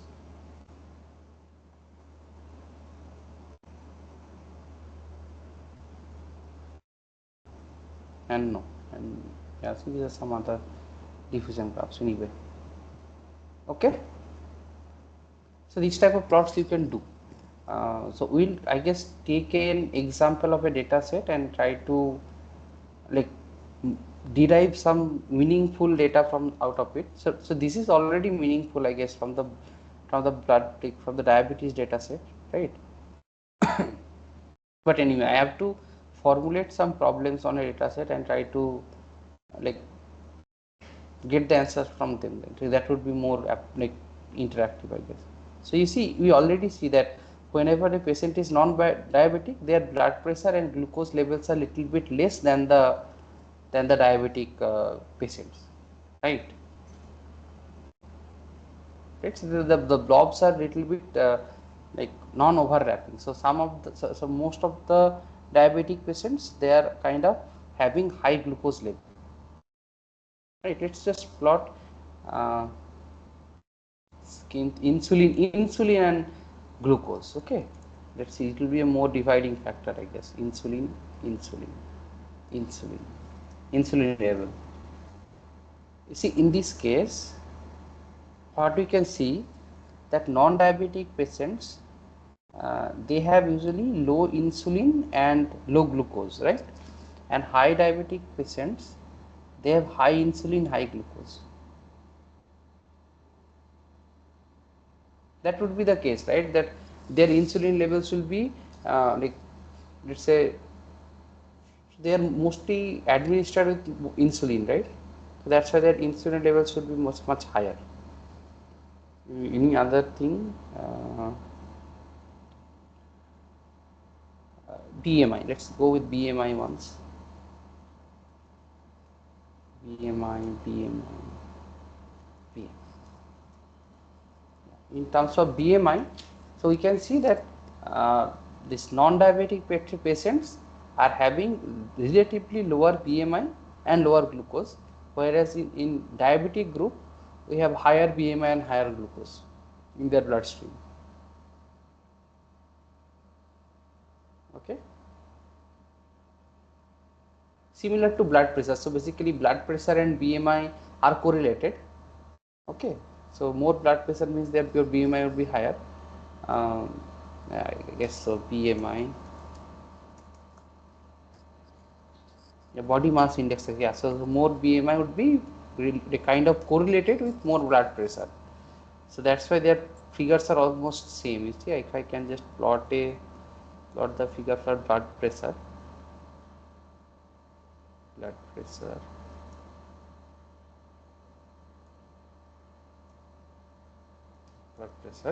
It's mostly same, right? Yeah. So because blood pressure and BMI are correlated. Okay. So any questions till now? So anything you want to know, how to, let's say, add some component in plots or anything that comes to your mind. So there are a lot of things you can do. You can like increase the size of the text in the plots and like everything. So you can also reduce the opacity of the, let's say, reduce the opacity of the scatter. So I want, let's say, the green, because it's overlapping with the red one, I want it little bit transparent, right? So in that case I can just do this. After here, it's just common label. So label is there, alpha, alpha means it's the opacity channel, okay, 0.5. So it will reduce the alpha for the red one. You see, now I can clearly see that, okay, only some part of the red dots actually overlap, okay.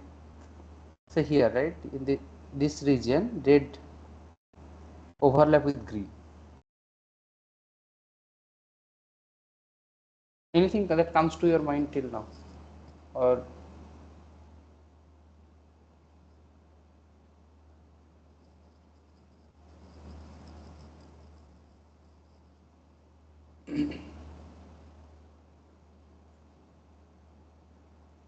okay. So I guess in the next class we will be discussing how to like, let's say we'll define some data set first and try to answer all the questions that I'll define the questions. Okay, I want this information from the data set in a plot format, and we'll get all the information from there, out of there.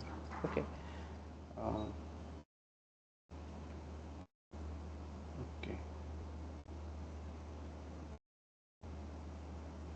Wait, any other? Uh,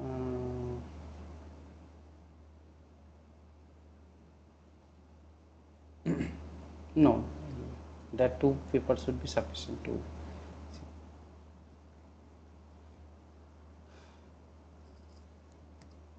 Okay, so I'll share this code with you if you want to like rerun the plots and generate them.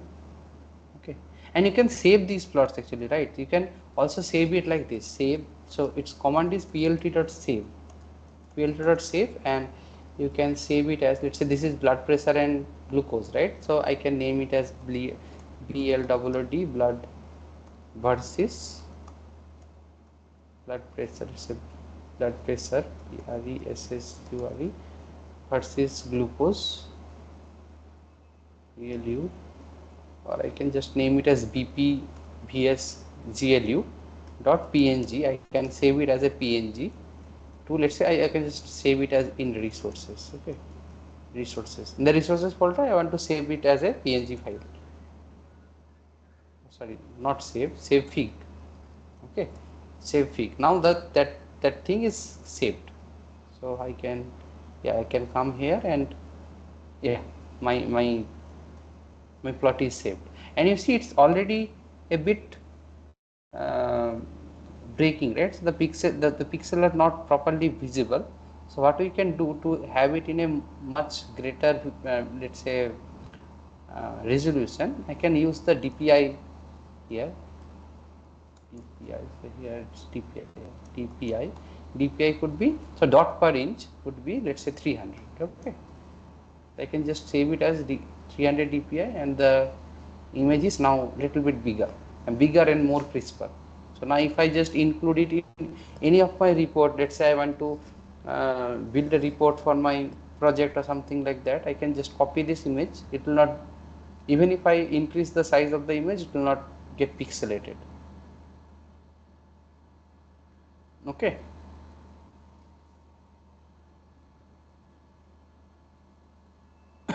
Okay guys, so now if you have any questions you can ask now. I guess we have 10 more minutes. Sir, good evening. Yeah, good evening. Good evening. Good evening. Sir, can you please show me those steps how to collect the data from the Kaggle and import it into my project, sir? Please. Okay. See, you can download any data set from here. You see, let's say the iris data set, right? Iris. Iris data set is basically a data set of flowers. So they are petal and sepal length, and what is the flower category. So there are 3 types of flower there. So iris data set, I can download it like this, data set. Iris species, go there, click on download. It will be downloaded as an archive file. So it will be downloaded as a zip file. Okay, so let's name it iris.zip, save. So now I have it in my resources folder here, downloaded. Now just unzip it, you have this iris.csv. I can just put it outside here. right? Just remove the that archive file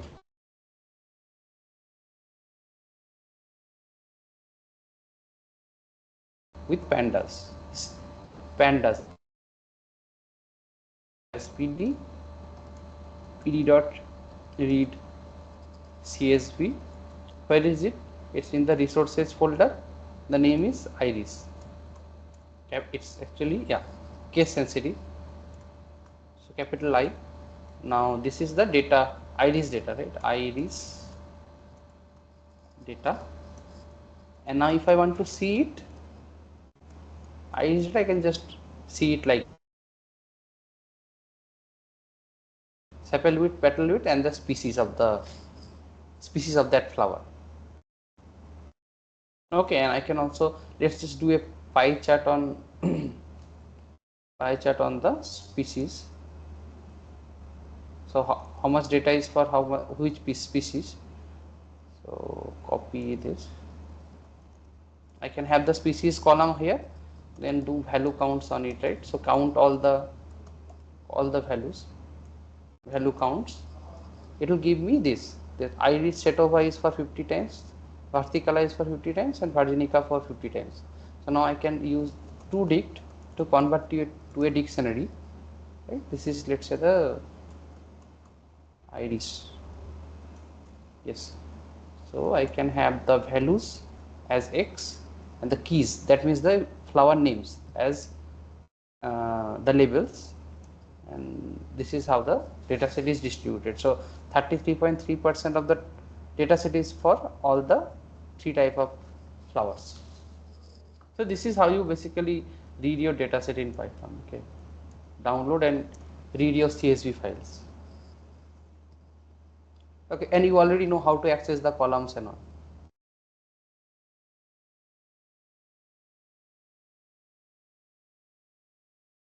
Okay.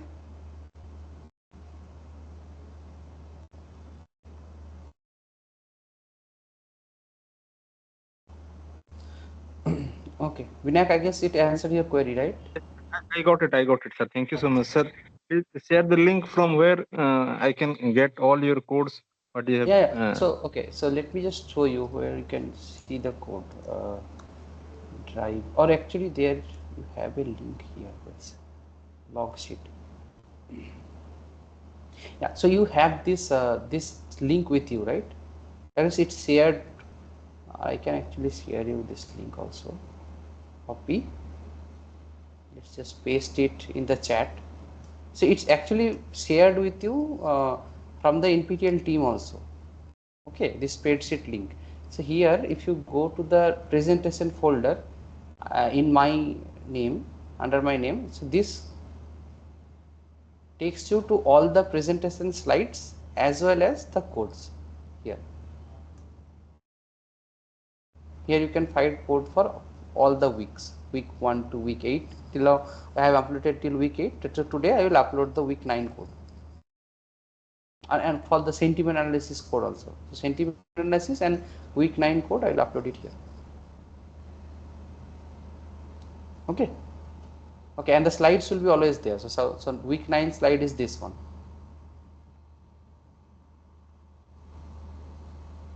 Okay, so you have this log sheet with you. You can just go there and find the code. Okay. So any other query? So this, like today, you were showing plotting. So if we have any data, we can visualize it using the plots. Yeah, and you see that, right? That most of the data you have to have in a dictionary form, right? So if you have a dictionary form of the data, then okay. For let's say this category, I have this many instances. For category B, I have this many instances. Then it is fine. So then you can plot it in any form. Let's say pie chart, bar chart. Only Yeah, scatter. so this data, Yeah, this data that was taken, so we were using it as a raw form, or we were dividing it into classes and then plotting the graphs. So, there is one concept like usually they say whenever you analyze any data, it should be normalized. So, how to Yeah. know if our data is normal or not? So, so you see, normalization means something else actually. So, normalization comes when, let's say, you want to compare something, right?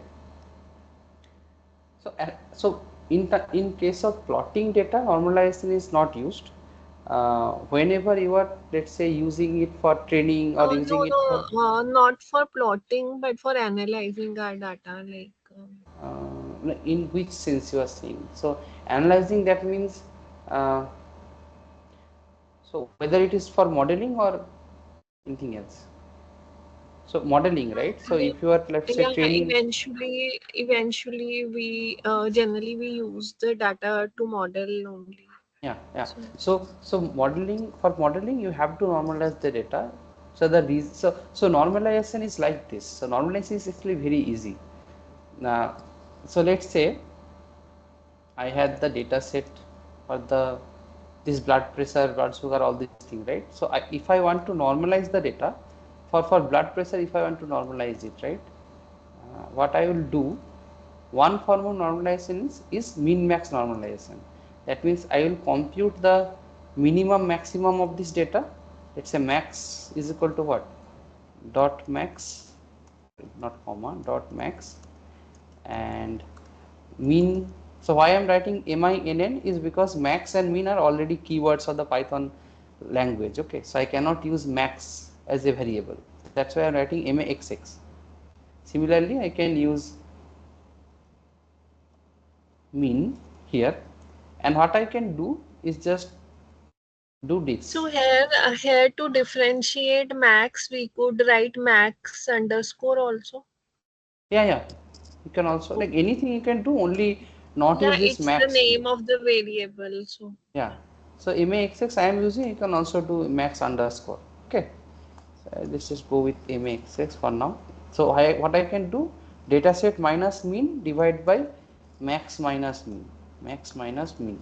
So what it does, it gives me a value. So the whole column is scaled from 0 to 1, right? Because whenever the value is mean, mean minus mean is 0, by max minus mean is anything, so it is 0, and then max minus mean by max minus mean is 1. So the whole data, the whole column is scaled from 0 to 1. So this is what normalization means. Okay, now if I, so normalization means like max minus min, or is it dividing by the mean? Uh, yeah, so there are two type of maximization, like normalization. This is called min max normalization. Okay, min max normalization. Okay, now there is another type of normalization as well, that is called standard normalization. So do you know z score, z scores? So z scores, yeah, so this z score is also a normalized value. So let's say I have a data x and I know its mu means mean of the data, mean means average, okay, and sigma means it's the standard deviation of the data. So if I compute x minus mu by sigma, it gives me z score or standard scores, okay. So these z scores are also bounded. So the normalization means I want my data to be bounded, okay. So now if I also compute z score, this is also bounded. So this is one form of normalization. So which is known as standard normalization. Okay, so I can also do this. You see, uh, this minus, let's say, in case I compute the mean, and for mean and STD, standard deviation, I can compute it as mean and STD, right? And now I can compute the z score as data minus mean divide by STD. So these are known as z scores, and this is a standard normalization. Standard normalization.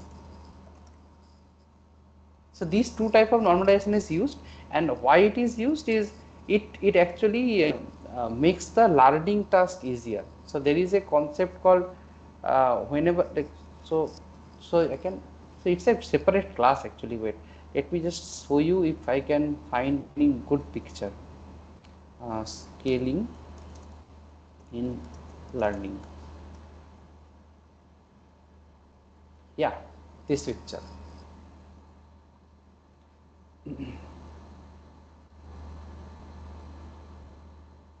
See this picture. So training actually happens like this. Whenever you are training a model, it happens. So it actually starts from a corner point and tries to go to a center of a convex function. Okay. So these are concepts you can take some classes and explain. Let's say later on. Okay, but the learning objective looks like this. So it starts from a corner point and tries to go to the center. Now see, whenever a variable is larger, so these W1 and W2, these are actually training variables. So it actually correlates with the input variable. So how much the input variable varies, X and Y, X. Okay. So for this case, this is X1 and X2. So if the X1 is bigger, that means W2. So to have the variable similar weight of so the function is actually x1 w1 x2 w2.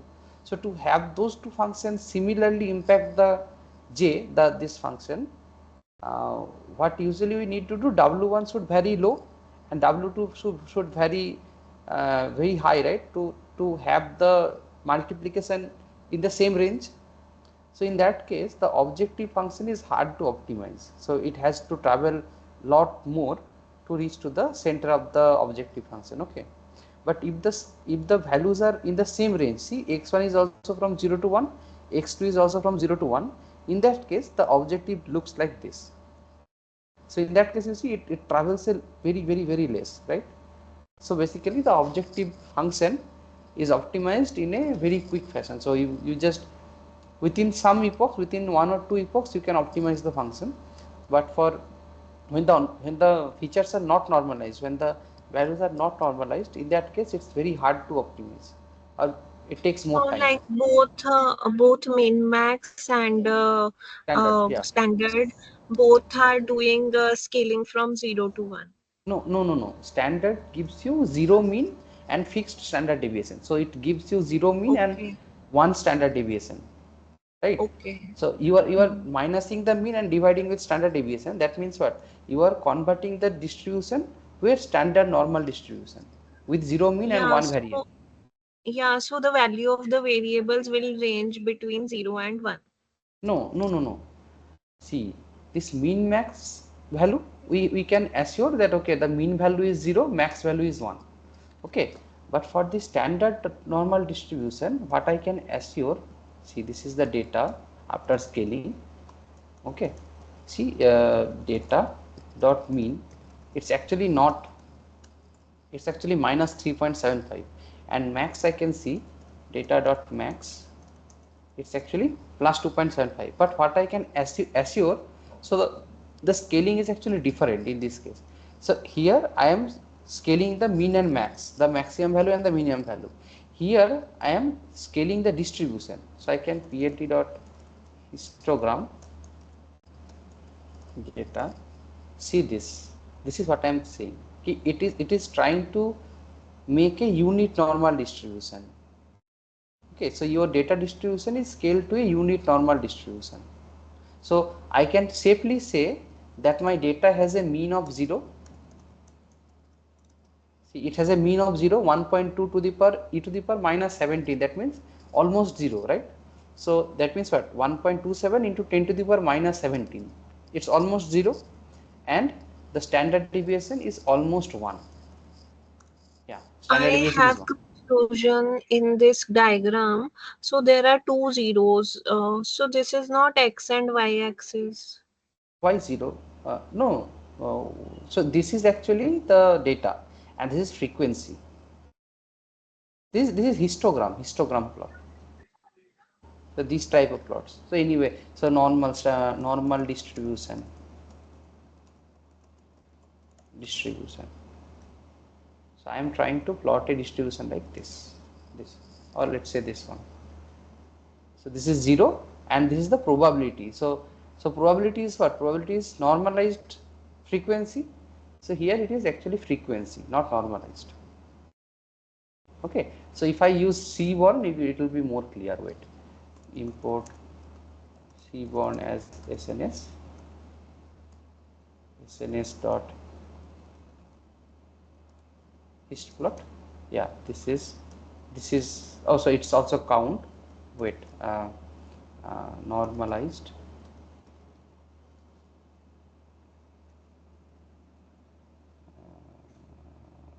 KDE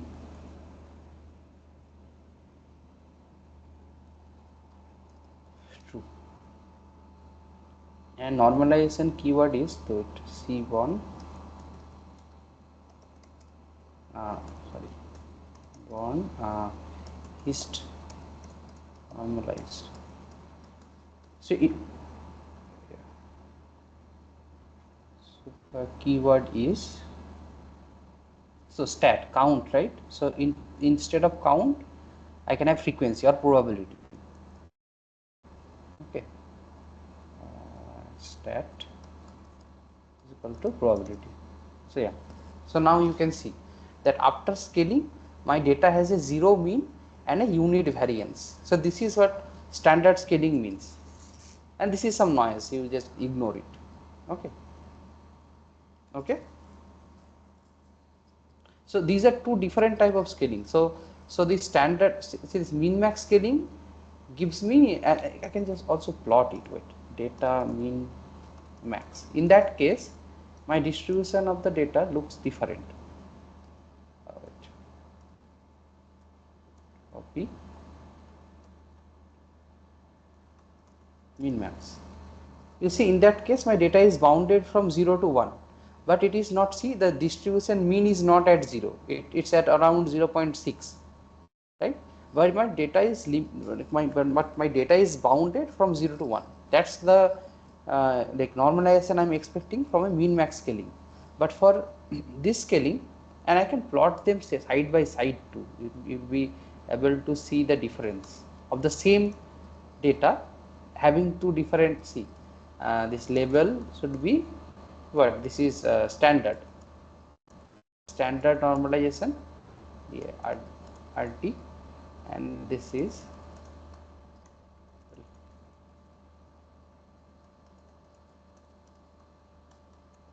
min max, right? Min max normalization. You can just do a legend. Yeah. So now see this standard normalization. After I apply standard normalization, my data looks like this. It has a 0 mean and a unit variance. That means one variance. And for min max scaling, it doesn't have a 0 mean, but it is bounded from 0 to 1. These two type of normalization you can do, but the impact in terms of learning would be same. So in same, so the objective would look like a unit convex function. Okay, so y and x direction would have the same range. That's the objective. Okay, it should not look like a elongated convex function. Yeah. And what is KDE that you used for? KD is this one, this line.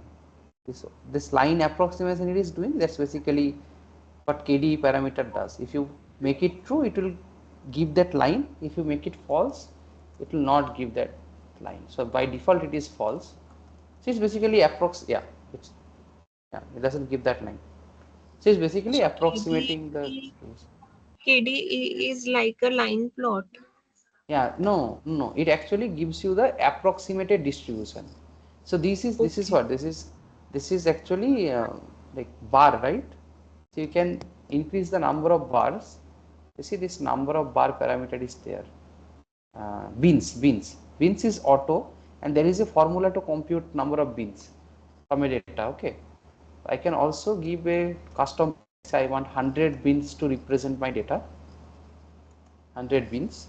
So in that case, my data would look like this. See, by default, I guess from the computation, as far as I can see, it is around 10. No, not more than 10. It's around 50, I guess, 50 or 30. Yeah, this, right? But this KD plot, KD equal to 2 gives you this nice approximated line of the distribution. Okay. Okay. Yeah, thank you. Okay. Okay. So these are two different normalization, but they work the same way.